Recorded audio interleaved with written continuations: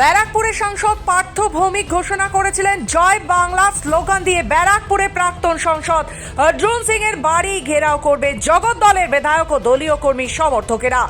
অর্জুন সিং এর বাড়ির সামনে বিশাল পুলিশ বাহিনী মোতায়েন।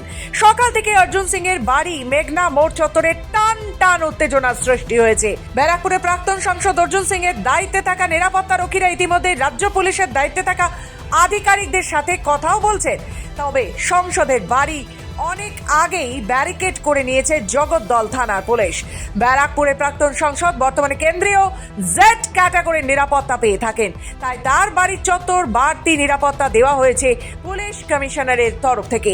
তবে একদিকে তৃণমূল সমর্থক জয় বাংলা স্লোগান, অপরদিকে বিজেপি কর্মী সমর্থকেরা জয় শ্রীরাম স্লোগান দিয়ে চরম উত্তেজনার সৃষ্টি হয়। পুলিশ ও কেন্দ্রীয় বাহিনী মাঝখান থেকে পরিস্থিতি সামাল দেওয়ার চেষ্টা করে, যদিও পরিস্থিতি যাতে হাতের বাইরে না যায় তাই বাড়তি পুলিশ আগে থেকেই মোতায়েন করা হয়েছিল গোটা এলাকায়।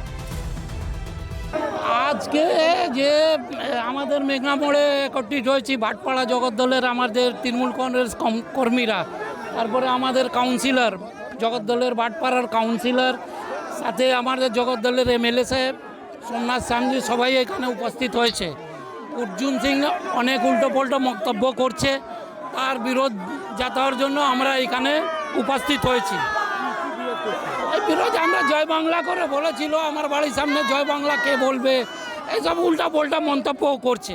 তার বিরুদ্ধে আমাদের মাননীয় সাংসদ পার্থ ভৌমিক কালকে মিটিং করে আমাদেরকে আহ্বান জানিয়েছেন, এমএলএ সোমনাথ শ্যামজিকে দায়িত্ব দিয়েছেন, সেটা ওর বাড়ির সামনে গিয়ে জয় বাংলার আমাদের তৃণমূল কংগ্রেসের সেটা আহ্বান জানাতে আমরা জানিয়েছি।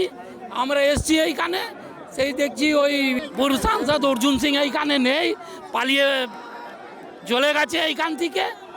কালকে লেলিনগরে মিটিং এ পার্থ ভৌমিক চ্যালেঞ্জ করেছিল কি কালকে এক্স এমপির বাড়ি ঘেরাও করে আমরা জয় বাংলা স্লোগান দিব। জয় বাংলা স্লোগান বাংলাদেশের স্লোগান, কিন্তু ঠিক আছে তৃণমূল এটা করছে, করুক, তাতে আমাদেরকে, কিন্তু আমার এক্স এমপির বাড়ি ঘেরাও করবে পার্থ ভৌমিক চ্যালেঞ্জ করলো আর নিজের লেজ গুছিয়ে বসে গেল বাড়িতে। দু চারজন পাঠাকে পাঠিয়ে দিয়েছে এইখানে, তো আমরাও রাস্তায় আছি। কেন ভাই, তাহলে চ্যালেঞ্জ করলি কেন? আমি তোকে চ্যালেঞ্জ করলে তো আমাকে স্পটে থাকতে হবে না।